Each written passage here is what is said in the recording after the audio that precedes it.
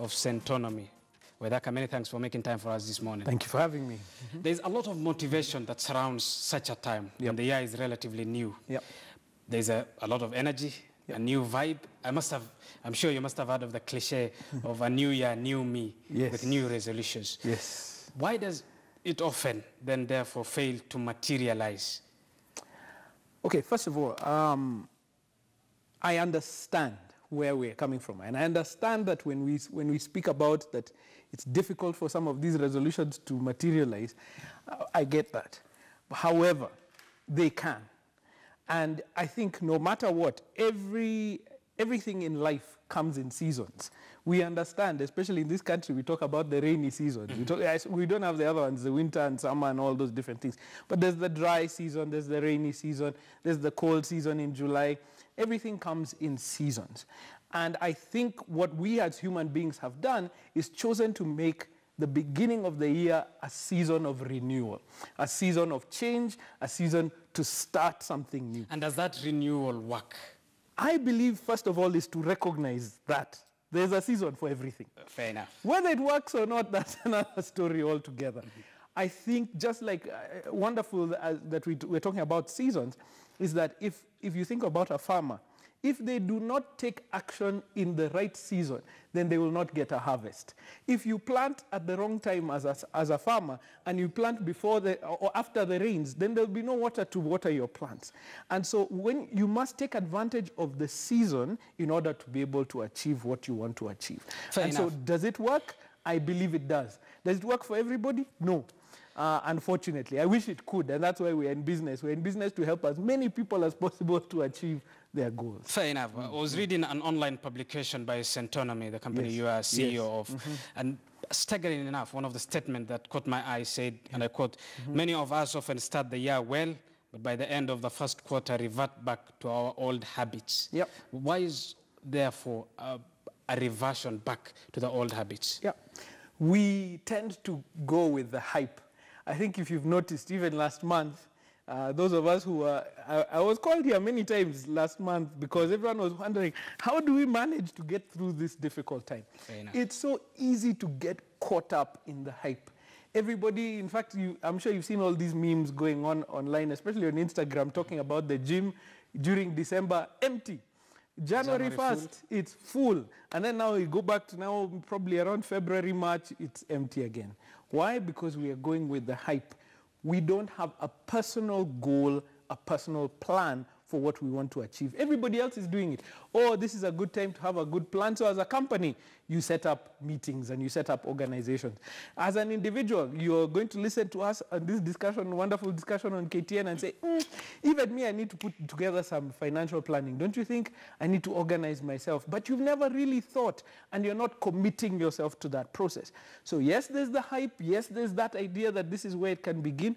And unless now you take purposeful action beyond just the hype, then it will be so easy to get lost in a few months from now and just say, whoa, what happened to the year?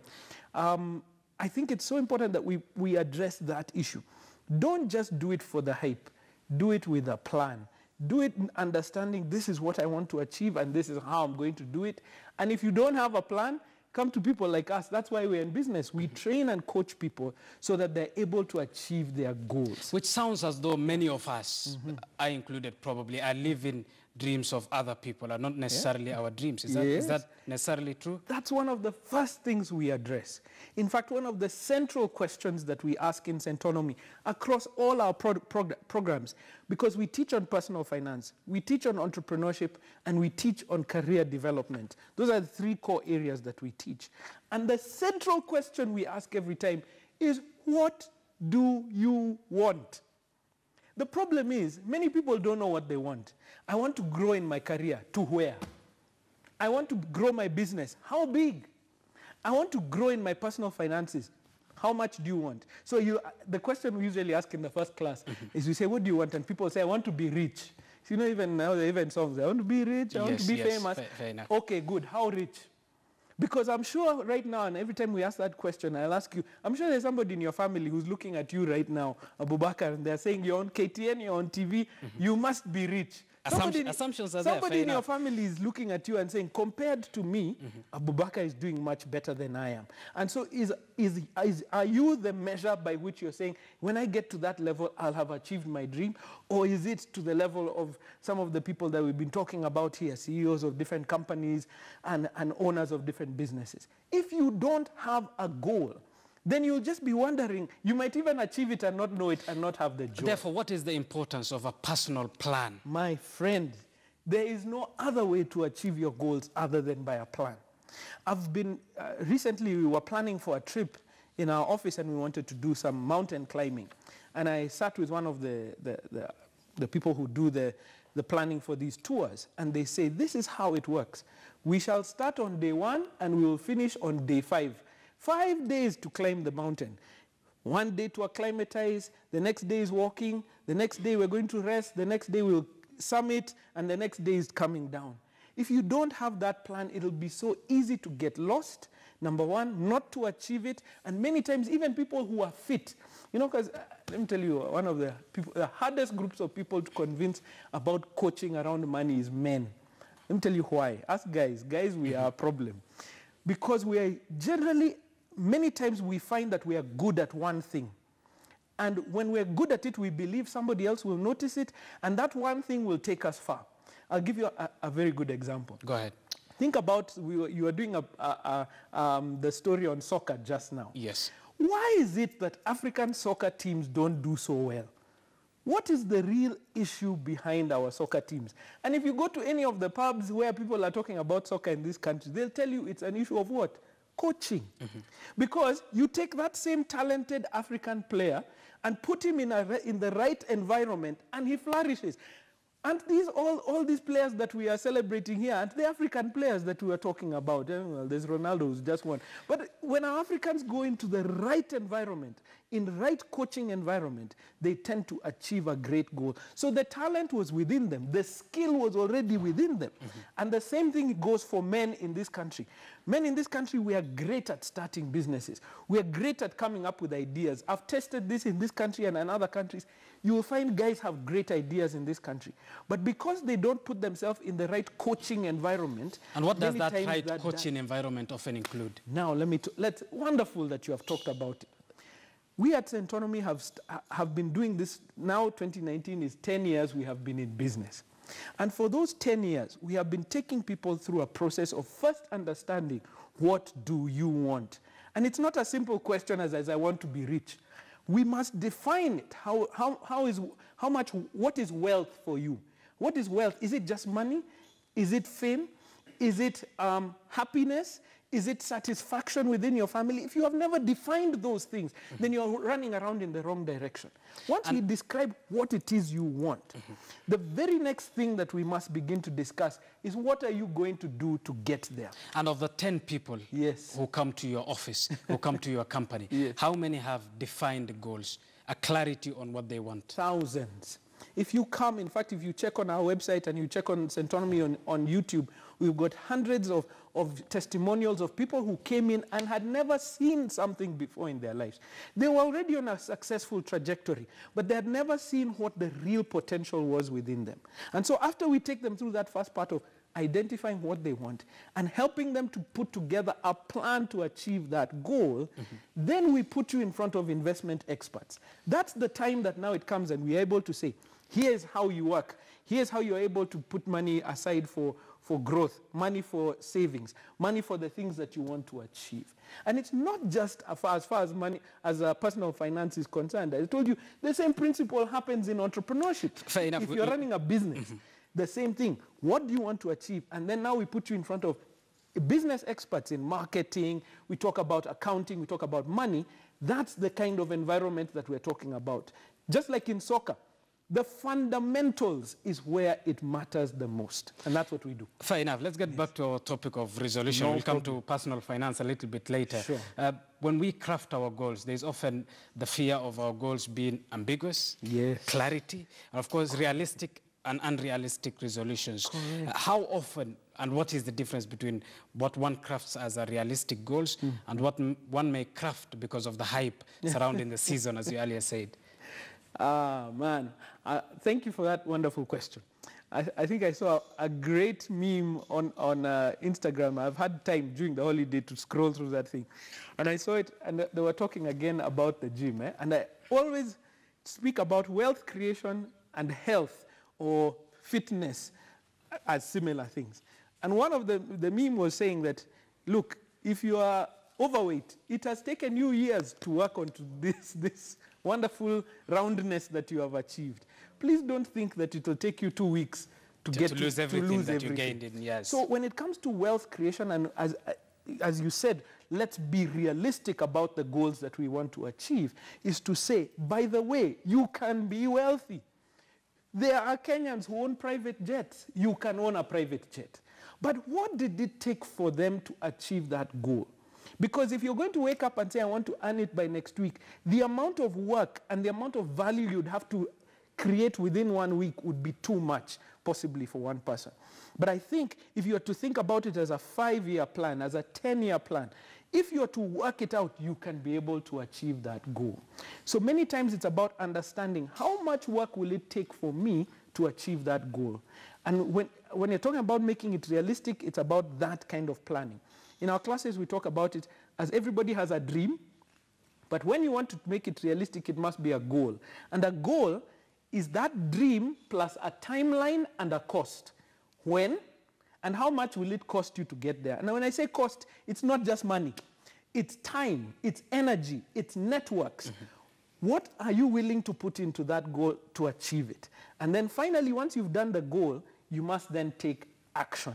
My friend, things will change around you. If you don't take action, you will not be able to achieve what you're talking about for everybody. I was watching a clip of you speaking to one of my colleagues here, Ashley Mazuri. I think it was last year in April. Hey. You talked of something that I found a little bit interesting, even though I'm seeking clarity as well. No problem. You said, and I quote, this is a class that is always highly rated. Yes. A class you called Living Abundantly. Correct. But what is that class? So here's what happens. As I said, we recognized as Centonomy, the fundamentals of wealth creation are simple. If you earn more than you spend, so you will have more left over. It's very simple. At whatever level it is, you want to earn more and spend less, and with that, you're building up your wealth creation. It's very simple mathematics. So why is it we don't do it?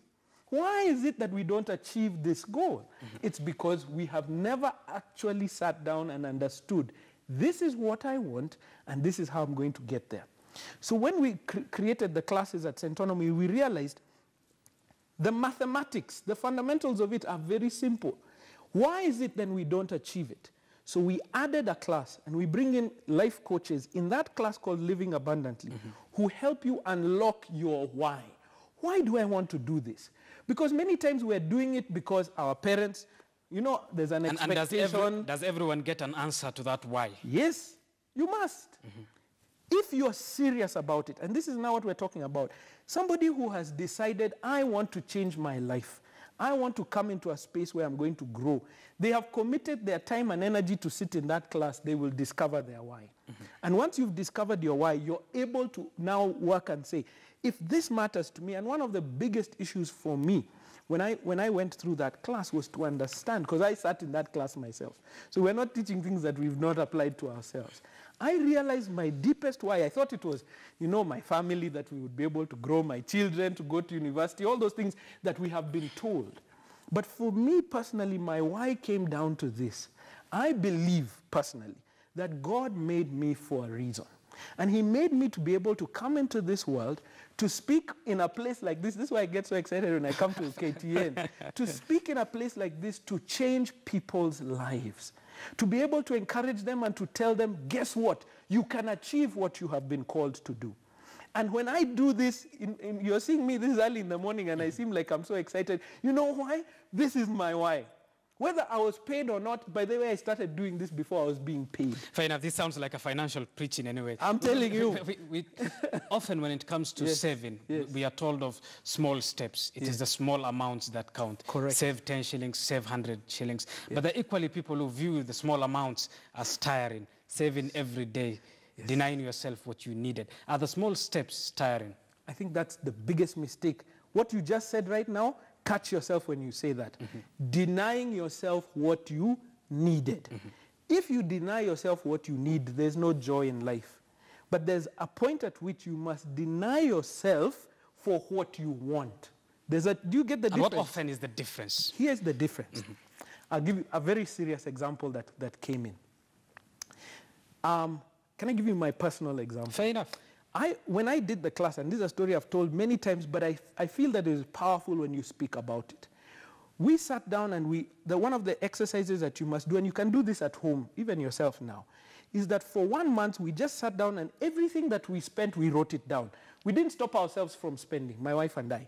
We would not stop us. Spend it, but all you do is write it down.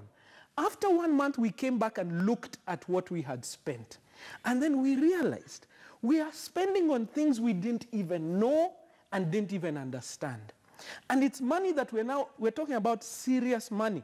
Money that we could have been investing to achieve the things that we say we want, to drive that nice car that you want to drive, to build that house that you want to build. In a month, you are finding thousands of shillings that were going to things that didn't matter to us. And unless you see it, for us, we found it was takeout food. We were just eating out and we didn't recognize it. And it looks like 300 bob here, 300 bob there. Well, there's food at home that was cooked very well and we're not eating it. In fact, it goes bad in the fridge because you don't want to eat it. Yet you eat from elsewhere. Yes, you eat from elsewhere for that and food. You're paying for it. Now, you see what I'm trying to say is this. That is not denying yourself food. Food you must eat. But deciding there's already food. Why are you going to spend elsewhere? So if you're able to save a few thousand shillings on that, that's the few thousand shillings that we've been putting aside to buy the house that we have now bought, the car that we want to buy. That small amount of money over time has made a huge difference. That's why we speak about it. Let me go back to the soccer analogy. It's the same thing. Those soccer players that we watch in the EPL and all those different places, one of the most important things is their fundamentals. They pass the ball consistently, accurately. Well trained, well coached. Hey, fair enough. Done. I'm sure you interact with young people. We do. Many of who the attitude of you only live once precedes what they do. Hey, YOLO.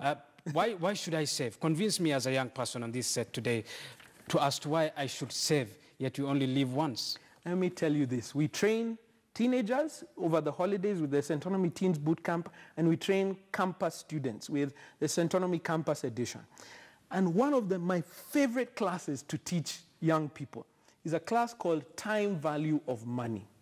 And it is the relationship between time and money. And for young people, that class is the most fundamental because an investment in your 20s of 50 bob is equivalent to an investment in your 40s over 5,000 shillings. Why? Because that 50 bob has time to multiply. It has time to compound. Remember compound interest? Yes. In mathematics in high school? I wasn't good in mathematics, but I remember that. Remember compound interest. So as a young person, your investment of 50 bob has such a huge effect. Us now getting into our 40s, we would, in order to achieve the same thing by the time we're retiring, we would have to invest 10, 50, 100 times more than a young person. And so when you start that habit as a young person of putting aside even 10 shillings, 50 shillings over time, because you have time, it compounds. And let me tell you this, Albert Einstein said, compound interest, one of the greatest mathematical discoveries of all time. Why? Because you put in 50 bob, and in 10 years you have 5,000 shillings. You didn't do any extra work. You didn't do anything that had to make you work to achieve that goal other than put that 50 bob aside. Let's talk of... So young people, the power of saving. Please. Let's talk of someone, a young person who necessarily is not getting this money, the profits out of a compound interest. They have made a huge or even small investment somewhere. For 10 years to come, understanding that we can't predict the volatility and the uncertainties of the markets. Correct. How do you convince such a person to even invest now, understanding the volatility of the markets? Yeah, I think we've become a very cynical society. Shouldn't we? Not to the extremes of cynicism. And I've found this. Let me say this very clearly. We at Centonomy study success. And one of the things that we found about successful people is that they are not cynical. They tend to have a very strong faith or belief that something is going to be better in future, that this technology is going to work in future, that this bank is going to grow, So I'm going to put my money and invest in this bank. But that bank equally can fall, collapse. We have seen them. It can, but here's the point. As an investor, unless you put the seed in the ground, you will not get a harvest. Guess what? As farmers, you know, you put seed. Not all the seed will grow, but unless you put the seed, it will not grow. I can only guarantee you one thing. If you don't invest, you will not get a return. If you invest, you may get a return or you might lose some money. If you invest with knowledge and you invest with understanding, the likelihood of getting a good return increases over time. So please do not be cynical. If you read any of the stories of the successful people in this world, they believe there's going to be a better future. When you think about all even the people who started companies like this, like the Standard Group, yes, it was cynical. We are an African country. Who will ever buy a newspaper? Who will watch TV? Look at what you have been able to achieve so far. When we talk of financial planning, there's a lot of coded language that is involved, often that needs explanation. For instance, a saving plan. Yes. I wonder, what does a saving plan include? Is it a matter of just depositing some amount of money somewhere, or it is an entire plan on its own? Let me tell you this.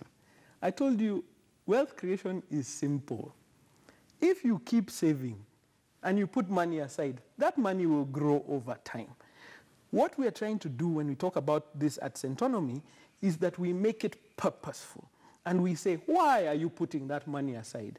Ladies are very good at this. Let me tell you, in our country, ladies have a wonderful culture of saving, and I applaud you. But many times they save because they were told to save. They don't have their own reason. Told by? They are told by their mothers, they are told by society, save. And so continue to do so, but once you're doing so, understand, why am I saving? When you understand the why behind it, it becomes much easier, and it increases the likelihood of you achieving your goal. So when you say, I talk about a savings plan, all we're saying is why, and how long, and by when do you want to achieve it? Then it becomes a plan. Otherwise, it's just generally putting money aside. Fair enough. I want you to explain to me, as we conclude this conversation, of the relationship between saving and a country's GDP. Let's broaden the discussion. And I quote what Treasury CS Henry Rotich once said. He said, the saving rate in Asian economic giants such as Singapore and Malaysia is as high as 40% of individual incomes. If our GDP is to grow in double digits, people have to save more. What is often the relationship between a personal saving and a country's GDP? Let me tell you this.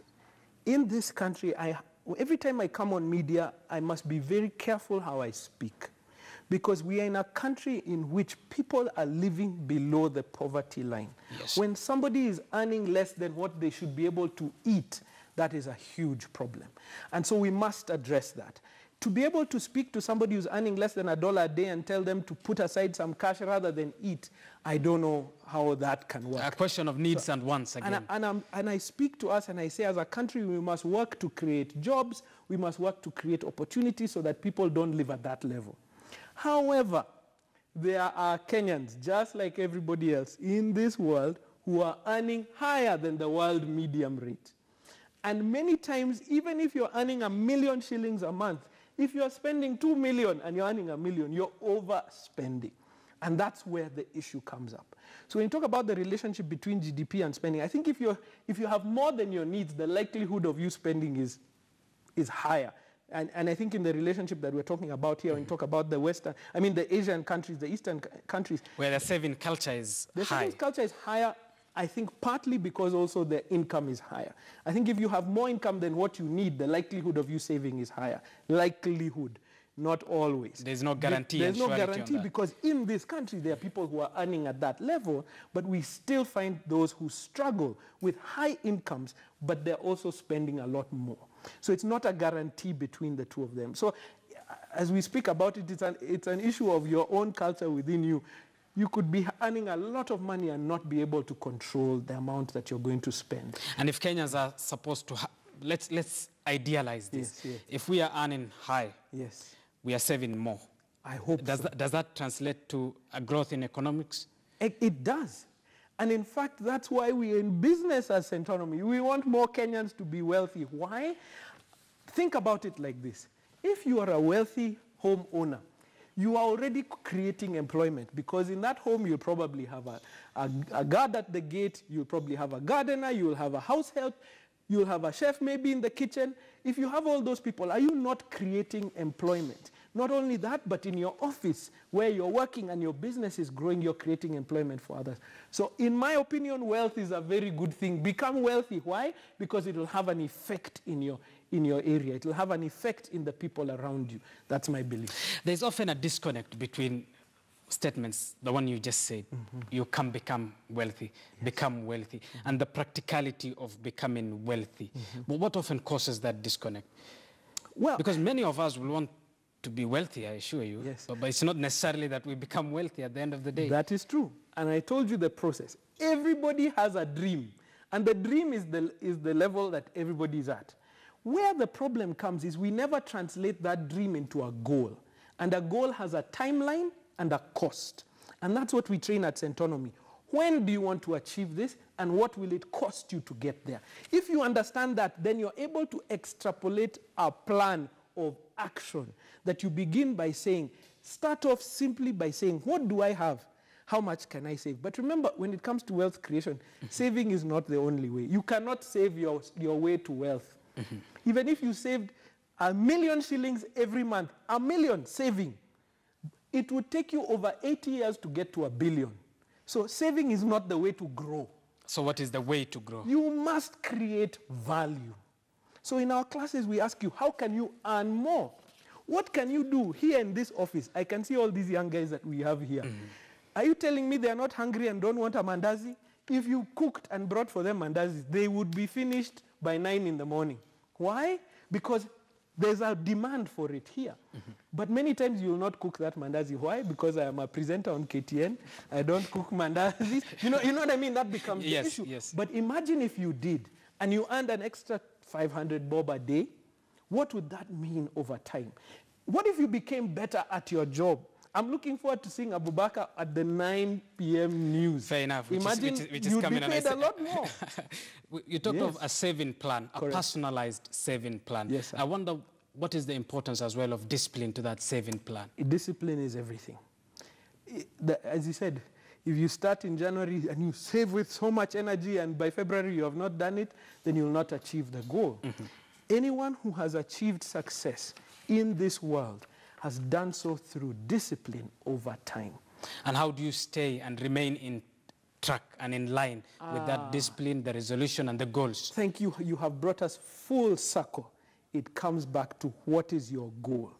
If you're not aiming at anything, then there's no energy, there's no impetus pushing you there.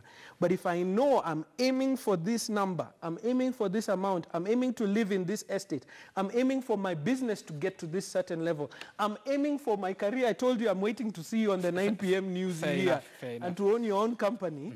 If that is your goal, then you'll be coming to the office and you'll be working harder than everybody else in this place. And guess what? Somebody will notice it. And when they notice it, they will promote you and they'll take you to that next level. But the problem is, I don't have a goal. I'm just here, I'm a reporter.